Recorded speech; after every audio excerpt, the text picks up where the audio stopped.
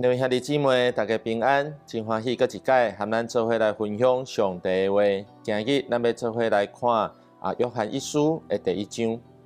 约翰一书虽然篇幅无真长，但是内底有咱真实的经文，像是有真侪重要的真理的教导，真值得咱好好来读。约翰一书、二书、三书，通常被认为是使徒约翰所写的。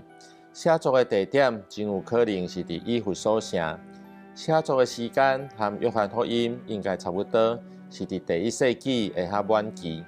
但是有一撮学者认为，作者是一位名叫做约翰的长老，并不是使徒约翰，因为伫二书、三书的开头的所在，作者拢称家己是做长老的。不过伫彼得前书内底，作者使徒彼得伊也称家己是长老。所以，使徒和长老这两个身份并无冲突。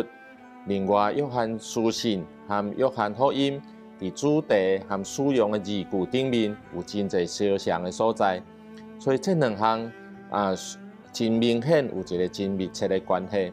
作者应该拢是使徒约翰。伫开始的第1节到第4节是整个会信的引言。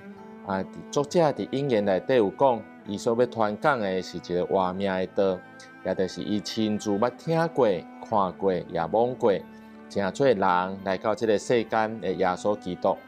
通过领受这个活命的道，人会当和上帝来建立一个好的关系，同时嘛通和正信徒有一个好的连结，互彼此拢得到满足的喜乐。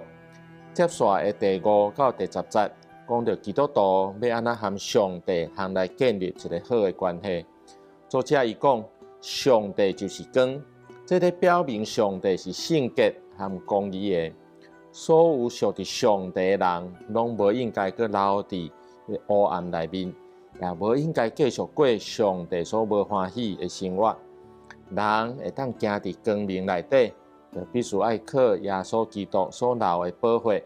来洗清去一切的罪，人也无应该认为家己是无罪，若无，这就是离开真理。人所应该做的，就是承认家己的罪，家己的无完全，也靠着上帝的信息和公义来得到赦免和洗清去。这所讲的信息，是指上帝应允要赦免人的过犯；公义是指上帝对罪的态度。也因为耶稣基督伫十字架顶所付上的代价，上帝无搁纪念咱的罪。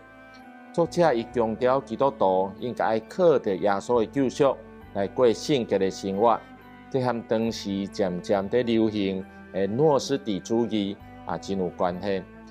这个学说伊主张二元论，认为属灵的是好的，属物质的是歹的，这两个是相对的两个物件。因此，因就无认为耶稣像是有人性甲神性，认为耶稣只是一个普通的人。像是这个学说，因也主张人的灵魂和肉体是分开的，肉体的行为并未有影响到灵魂的状态，所以有一撮人因会行往放纵私欲这款的路去。愿咱通过作者伊亲身的经历和见证来认捌。带来救恩的耶稣基督，也真实通经历对上帝来赦免甲恩典。